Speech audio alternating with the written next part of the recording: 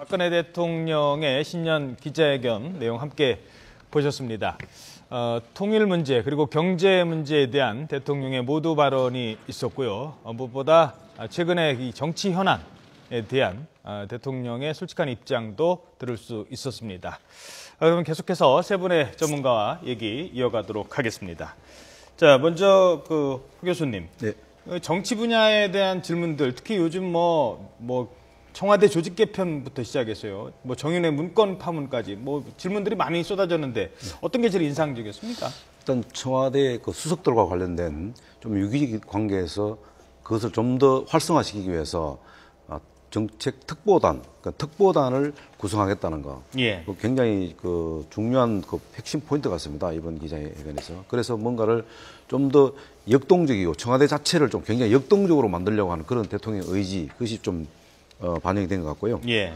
그리고 저는 개인적으로 굉장히 지금 오늘 또 한 가지 좀 눈여겨볼 만한 것은 통진당 해산과 관련한 부분. 예. 그럼 우리 국내에서 일어난 이념적 갈등 사항, 이것들을 어떻게 하면 빨리 좀 치유하는 방법이 없나. 그것은 결국은 헌법을 통해서 헌법의 테두리 안에서 진보와 혁신이든 아니면 보수든 어떤 관계에서도 일단 헌법 테두리 안에서 대통령께서 법 테두리 안에서 모든 것이 이루어졌으면 좋겠다는 그런 의지 표현, 이것을 자유민주주의를 확고하게 지키겠다는 대통령의 의지 표현, 이런 부분들이 상당히 중요한 핵심 포인트라고 봅니다. 그리고 비서실장, 내각 개편은 있습니다만 비서실장 또는 청와대 핵심 3인방에 대한 교체는 없다. 이 부분을 분명히 또 한 기자회견했어요. 네, 오늘 사실 많은 언론이나 관심이 과연 청와대 비서실장과 그리고 핵심 3인방이 거취가 어떻게 될 것인가, 이 부분에 있어서 역시 대통령께서 대통령 비서실장에 대한 아주 신뢰, 끊임없는 신뢰를 일단 확인했고요. 또한 핵심 3인방에 대해서도 굉장히 신뢰를 보냈기 때문에 일단 그 부분은 어쨌든 일단락이 된 것으로 그렇게 보여집니다. 알겠습니다. 잠시 뒤에 다시 짚어보도록 하고요. 자, 홍 박사님, 남북 관계에서는 어떤 전제 조건 없다, 이런 부분이 얘기가 됐는데 일단 전반적으로 어떻게 평가하십니까? 전반적으로 대화를 합시다라는 기조가 있고요.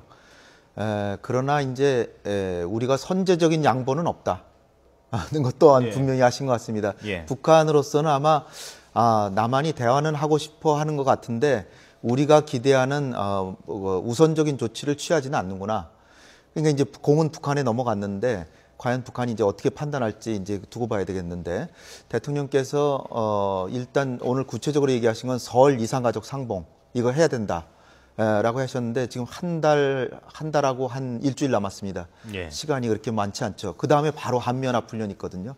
그렇게 보면은 북한이 오늘 내일 반응을 보여야 이 대통령이 얘기하신 이거 당장의 우선적인 과제가 이루어질 것 같고요. 또 튼튼한 안보와 주변 사강과의 협력을 통해서 핵 문제도 해결하겠다. 핵과 남북 관계를 이렇게 연계시키지는 않으셨지만 핵 문제 해결이 필요하다라는 말씀을 하셨기 때문에 북한으로서는 이 문제도 좀 부담스러워하리라고 이제 보여집니다. 예. 그러나 전반적으로 대화를 하자, 대화에 나오면 뭐든지 얘기할 수 있다, 이런 기조가 있기 때문에 북한이 잘만 판단하면 나올 수도 있겠다, 이렇게 생각됩니다. 오이사 조치 등 다른 현안에 대한 건 잠시 뒤에 다시 좀 짚어보도록 하고요. 경제 분야가 가장 그 앞에 모두 연설의 3분의 2는 다 경제 분야였죠? 예, 경제 분야였습니다. 아주 굉장히 많이 할애를 하셨습니다. 사실 질문에서는 이제 조금 상대적으로 적었던 거는 같지만 그래도 한 서너 개가 있었고요. 창조 경제 문제, 공공, 금융, 교육, 그다음에 심지어 FTA의 농업 얘기도 하셨고요. 경제 영토, 문화 영토에서 디지털 콘텐츠를 통한 문화 콘텐츠, 또 내수 확대, 또 의료비, 기초생활보장까지 아주 총 모두에서 많은 거를 언급을 하셔서 의지를 굉장히 내비쳤다고 볼 수 있고. 두 가지만 제가 짧게, 기업인 가석방에 대한 언급이 있었죠? 머니투데이 김익태 기자였습니다만은 거기에 대해서는 이제 법무부가 좀 잘해봐라. 법무부의 판단을 존중하겠다라는 그런 여운이 있는 그런 말씀을 하신 걸로. 역차별 받아서는 안 된다. 그렇죠. 그래서 이제 차별도 안 되고 역차별도 안 된다.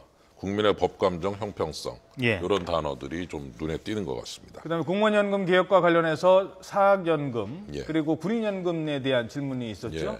그거에 대해서는 조금 직역의 특성을 좀 감안해야 되기 때문에 조금 이르지 않느냐라는 그런 그 말씀을 하셔서 일단은 뒤로 좀 밀어놓는 쪽으로 좀 얘기를 하신 것 같고요. 예. 그리고 하나만 제가 언급할 거는 그 개헌에 관한 논의를 할 때 그 개헌이 결국 갈등과 분열을 낳고 경제 골든타임을 놓칠 가능성이 있다. 이런 그 부분에서 경제 문제를 보는 시각이 굉장히 강하게 드러나고 예. 이 경제혁신 3개년 계획을 그야말로 아주 중요한 아젠다로 추진을 해서 국민 생활을 좀 더 윤택하게 하겠다는 그런 그 의도를 아주 강하게 드러내셨다. 그래서 개헌 논의도 경제를 위해서 좀 유보 이런 식으로 해서 그 아젠다 간의 어떤 우선순위를 분명히 했다는 것도 아주 특징적인 알겠습니다. 그런 측면이라고 볼 수 있겠습니다. 자, 잠시만요. 먼저 그러면 박근혜 대통령의 신년 기자회견 그 앞에 모두 발언의 그 내용을 저희들이 분석을 했습니다. 단어를 살펴보면 올해 정부가 강조하고 있는 부분이 무엇인지 자세히 알 수 있을 것 같습니다. 장민정 앵커가 모두 발언 내용을 집중 분석해 봤습니다. 네, 박근혜 대통령의 신년 기자회견은 약 20분 정도의 모두 발언과 70분 정도의 기자들과의 질의응답 순서로 진행됐는데요. 원칙을 강조하는 스타일은 변함이 없는 가운데 단연 경제의 무게가 실리는 모습이 돋보였습니다. 신년 구상이 담긴 대통령의 모두 발언에 어떤